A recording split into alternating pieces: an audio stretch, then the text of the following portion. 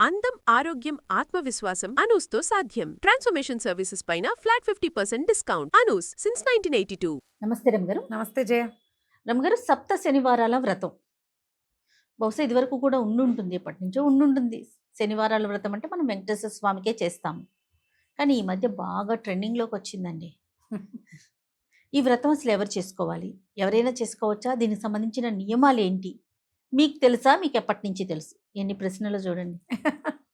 శనివార వ్రతం బహుపురాతనమైనది. ఎస్, మామూలుగా శనివారాలు మొక్కుకోవటం వెంకటేశ్వర స్వామికి మొక్కుకొని చేసుకుంటారు.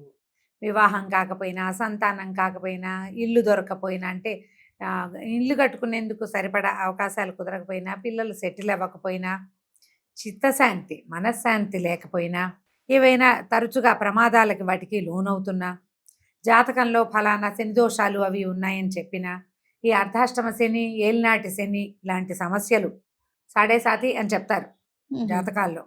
అలాంటి సమస్యలు ఉన్నవాళ్ళు ఎవరైనా శనివార వ్రతం చేసుకోవచ్చు. సప్త శనివారాలు అనేది ఇటీవల కాలంలో ఎందుకు ట్రెండ్ అయిందంటే, ఇది సోషల్ మీడియా వల్లే ట్రెండ్ అయింది. శనివార వ్రతం సాధారణంగా ఎవరైనా మొదలు పెడితే జన్మ శనివారాలు అంటారు. శనివారం మానరు. ఏవో కొన్ని శనివారాలే చేసి మానేసే విధానం పూర్వం ఉండేది కాదు. ఇప్పుడు ఏంటంటే సద్య ఫలితం ఇస్తుంది, వెంటనే ఇది చేయగానే ఫలితాన్ని ఇస్తుందని, మాకు ఇచ్చిందని ఇన్ఫ్లుయెన్సర్స్ కనుక బాగా చెప్పడం వల్ల ఇది బాగా ముందుకెళ్ళింది. మీరు 7 అయినా చేసుకోవచ్చు, 2 ఏళ్ళు 14 చేయొచ్చు, 7 ఏళ్ళు 49 చేయొచ్చు. మన ఓపిక మన శక్తిని బట్టి చేసుకోవచ్చు. ఈ శనివార వ్రతం అంటే శనివారానికి బేసిక్గా ఏమిటి, వెంకటేశ్వర స్వామిని పూజించుకోవటము. ఇదివరకు ఏం చేసేవాళ్ళంటే శనివారం నాడు తలంటి పోసుకుని పిండి దీపారాధన చేసి స్వామికి ఒక పొద్దు ఉండటం నియమం. ఆ రోజు తలస్నానం, నెత్తికి నూనె రాసుకుని స్నానం చేయటం, దీపారాధన చేసుకోవటం. వెంకటేశ్వర స్వామి దేవస్థానాలు ఏమైనా ఉంటే దగ్గరలో వెళ్ళి దేవస్థానానికి వెళ్ళి దర్శనం చేసుకోవటం. చేసుకుని ఆ పూట ఏంటంటే ఈ శనివారం నాడు నియమంగా పోట్లాడకుండా ఉండటము, నామాలు ఎక్కువ తలుచుకోవటము, వీలైతే ఏదైనా ఇంట్లో భజన పెట్టుకోవటము, ఎక్కడైనా భజన చేస్తుంటే అక్కడికి ఆ భజనకి వెళ్ళి రావటము, అక్కడ ఏదో కొబ్బరికాయలు ఏమైనా సమర్పించుకోవటము. వెంకటేశ్వర స్వామికి సంబంధించిన పూజకు అసలు ఏం చేసేవాళ్ళు ఇదివరకు, ఇన్ని పుస్తకాల ఇన్ని రకాల జయ ఏమీ లేదు. ఈ పిండి చలిమిడి చేసి పిండి దీపారాధన అంటే బియ్య పిండి కాదు, అది చలిమిడి చేసి చలిమిడితో దీపం పెట్టి దీపారాధన చేసుకుని పానకము వడపప్పు ఈ చలివిడి స్వామివారికి సమర్పించుకుని దండం పెట్టుకోవటం. పగల అన్నం తిని రాత్రిపూట ఉపవాసం ఉండేవాళ్ళు. శనివార వ్రతం అంటే బ్రహ్మచర్యము, ఏకభుక్తము ఖచ్చితమైన నియమం. అందుకని ఇళ్లలో పెద్దవాళ్ళు చేసేవాళ్ళు సాధారణంగా.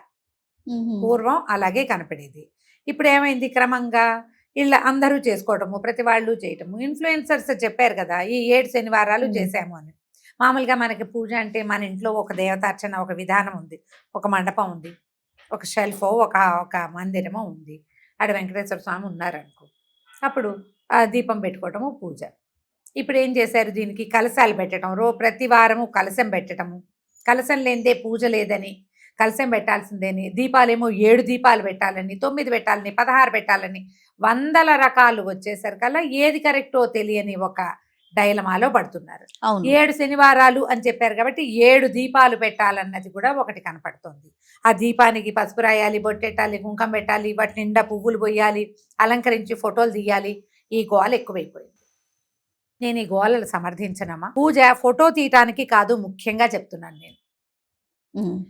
నేను సప్త శనివార వ్రతం చేశాను అని నీకు పూజ అయిపోయాక, నీ పూజలు అయ్యి నీకు ఏదో నా ఫలిస్తే, నాకు ఇలా జరిగింది, నేను ఇది చేశాను అని నువ్వు చెప్పితే ఒక రకంగా ఉంటుంది. నువ్వు మొదలుపెట్టే వాటిని అన్ని వీడియోలు తీసి పెట్టుకుని ప్రతిరోజు పెట్టి తర్వాత నీకేదో ఫలితం వచ్చిందంటే నువ్వు దేనికోసం చేసావు? నువ్వు ఫలితం కోసం పూజ చేసుకుంటున్నావా, లేకపోతే ప్రదర్శన కోసం చేస్తున్నారా? మీరు ఫలించాలంటే పూజ మొట్టమొదట అమ్మ దయచేసి మరోలా భావించకండి, ప్రదర్శన మానేయండి, ప్రదర్శనకి వెళ్ళొద్దు, అసలు పూజ చేసుకోండి. ఆ పూజకి వెంకటేశ్వర స్వామివి బోలెడన్ని స్తోత్రాలు ఉంటాయి. మీరు పూజ ఎన్ని పువ్వులు పెట్టారు, ఎంత దీపం పెట్టారు, ఎన్ని దీపాలు పెట్టారు, ఎంత అలంకరణ, అసలు అది ఇంపార్టెంట్ కాదు. అవునండి. మీరు ఎంత నియమాలను పాటించారు, ఎంత భక్తి ఎంత శ్రద్ధ. శ్రద్ధ, ఎంత భక్తి ప్రపత్తి మీకున్నాయి. మీరు వెంకటేశ్వరుని యందు ఎంత ఆస్థా నమ్మకం కలిగి ఉన్నారు. ఆయనని సంతోషపెట్టేలాగా ఆయనకి స్తోత్రం ఎంత చేశారు, స్తోత్రం చెయ్యండి. దీనికి వెంకటేశ్వర సుప్రభాతం, ప్రపత్తి, స్తోత్రం, తర్వాత మంగళాశాసనం, వెంకటేశ్వర కరావలంబం, వెంకటేశ్వర వజ్రకవచం, గోవిందనామాలు, ఇలా 8 రకాల స్తోత్రాలు మనకు అందుబాటులో ఉన్నాయి. శనివారం నాడు శ్రద్ధగా చదువుకోండి. అవకాశం ఉండి మీ దగ్గర పురుష సూక్తం పుస్తకాలు ఉండి వాటితోటి అర్చన చేసేది వచ్చింది, మీకు రాలేదు, ఏం పర్వాలేదు. శనివారం పొద్దున్న తలంటి పోసుకోండి. ఒకవేళ మనకి స్వామివారి పటం ఏదైనా వెంకటేశ్వర స్వామి పటం ఉంటే మంచిది. లేకపోతే ఈ ఒక పళ్ళెంలో తిరునామని రాసుకోండి. తెల్లటి నామం మధ్యలో ఎర్రటి బొట్టు పెట్టి పాదం పెట్టుకుని అదే స్వామివారిగా దండం పెట్టుకోండి. పటాలు ఇప్పుడు దొరికేస్తున్నాయి కాబట్టి మనకు ఆ ఇబ్బంది లేదు. చిట్టి ప్రతిమలు ఉన్న వాళ్ళు ఉంటారు, ఒకటి ముఖమే ఉన్నది కూడా ఉంటుంది, అదైనా పెట్టుకోవచ్చు. శుభ్రంగా కడిగి పెట్టుకోండి. గంధం అంటించి తర్వాత దాని మీద కుంకుమ బొట్టు పెట్టుకోండి. దీపారాధన, మామూలు దీపారాధన చేసి, మామూలుగా మొదటి దీపారాధన చేసేసి చలిమిడి చేయండి. బెల్లము, బియ్యపిండి, తర్వాత కాస్త నెయ్యి, కొద్దిగా ఒక్క పాల చుక్క వేస్తే మీకు ఏంటంటే అది చక్కగా ముద్ద అవుతుంది. రోట్లో వేసి దంచినా చలివిడి ముద్ద చేసుకోవచ్చు. చేత్తోటే శక్తి కొద్దీ నలిపి, మా అమ్మ అయితే చేత్తోటే చేసేవారు. బాగా నలపాలి దాన్ని. వేడెక్కి బెల్లం కరిగి బియ్య పిండిని పట్టుకుంటుంది.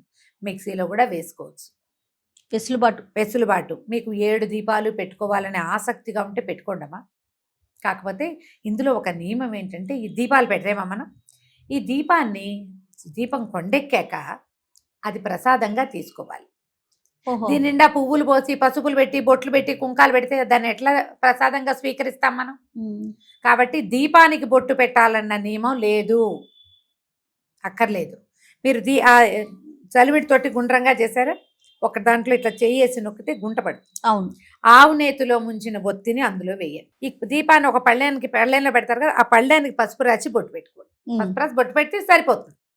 ప్రతి దీపానికి పెట్టక్కర్లేదు. ఇది చలివిడి దీపంలో ఇది ఒత్తి వేసి వెలిగించండి. కొంత చలివిడి, వడపప్పు, పానకము, పాలు పెట్టదలుచుకుంటే పాలు, పళ్ళు, మీరు అన్నమో పాయసమో చేయదలుచుకుంటే మీ శక్తి. ఇవన్నీ చేయాలన్న నియమం కాదు. బేసిక్గా చేయవలసింది చలివిడి, వడపప్పు, పానకం చాలు. అరటిపళ్ళు, మన శక్తి ఒక కొబ్బరికాయ కొట్టటము పెట్టుకోవచ్చు. ఇవన్నీ పెట్టుకుని ఈ స్తోత్రం అంతా చదువుకున్న తర్వాత స్వామివారికి నివేదన చేసి దండం పెట్టుకుని ఆ దీపాన్ని కూడా స్వామికి సమర్పించుకుంటాం. అప్పుడు మంగళాశాసనం చదువుకుంటాం. మంగళాశాసనం అంటే హారతి. అదేలేండి. హారతి ఇచ్చి దండం పెట్టుకోండి. ప్రత్యేకమైన కథ ఏదైనా ఉందా అమ్మగారు? సప్త శనివార వ్రతానికి కథలేం లేవు. ఒకవేళ మీకు ఏదైనా ఒక పుస్తకం దొరికి, ఇటీవల ఎవరో పెద్దవారు రాసింది ఒక పుస్తకం తిరుగుతోంది, వెంకటేశ్వర స్వామి గురించి చెప్పినవే ఏవైనా కథలు అయ్యి ఉంటాయి. పూర్వకాలం నుంచి వచ్చింది కాదు కదా. ఈ వ్రతం ఇటీవల డెవలప్ అయింది. ఇది వ్రతం అని పేరు రాసుకుంటున్నాం కానీ మనం నియమంతో చేసేది 7 వారాలు చేసుకోండి. ఈ 7 వారాలకి మీకు ఫలితం ఇస్తుంది. కలశం పెట్టుకుంటే ఫలితం ఇస్తుంది, కలశం పెట్టుకోకపోతే ఫలితం ఇవ్వదు. ఇవన్నీ సర్వాబద్ధమమ్మా, అలా లేదు. మీ శక్తి, మీ ఓపిక. మీరు పెట్టుకోగలిగితే కలశం పెట్టుకుని, కలశానికి ప్రత్యేక పూజా విధానం మీరు చేయగలిగితే చేసుకోండి. చేయలేకపోతే ఏం నష్టం లేదమ్మా, ఏం కాదు. మీకు కావాల్సిందల్లా శ్రద్ధ, భక్తి, ఆసక్తిను. వీటితోటి మీరు 7 శనివారాలు ఇట్లా చేసి మీరు దండం ఎట్లా పెట్టుకోవచ్చు. మామూలుగా మొక్కునేటప్పుడు ఈ 7 శనివారాలు ఇంట్లో పూజ చేసుకుని 7వ శనివారమో 8వ శనివారమో కొండకు వస్తామనో దేవాలయానికి వస్తామనో దండం పెట్టుకోవచ్చు.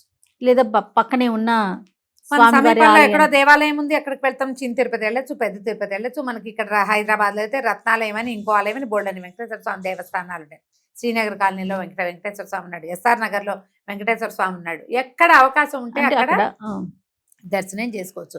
వారం ప్రతి వారము మీరు విష్ణువాలయానికి వెళ్ళగలిగితే మహత్తరంగా ఉంటుంది. ఇలా 7 శనివారాలు కనుక శ్రద్ధాభక్తులతోటి మీరు వేరే వ్యాపకం పెట్టుకోకుండా భగవంతుడి మీదే నమ్మకం పెట్టుకుని చేస్తే మీకు మంచి ఫలితం లభిస్తుంది. ఇందులో చూడు, ఒకటి దీపారాధన. మొదటిది మీ నియమం 7 వారాలు చేయాలని దీపారాధన. ఇందులోనూ పిండి దీపారాధన చాలా మంచిదని చెప్తారు. మామూలు మనం దీపం కుంది కాకుండా ఇలా పిండితో, అంటే చలిమిడి మీద చేసిన దీపారాధన విశేషమైనది. అది చేసామా, అర్చన చేసామా, దేవాలయానికి వెళ్తామా? ఈ ఉమ్. ప్రత్యేకమైన రోజుల్లో మీరు జ్ఞాపకం పెట్టుకోవాల్సింది ఏంటంటే పోట్లాటలకి దిక్కండి.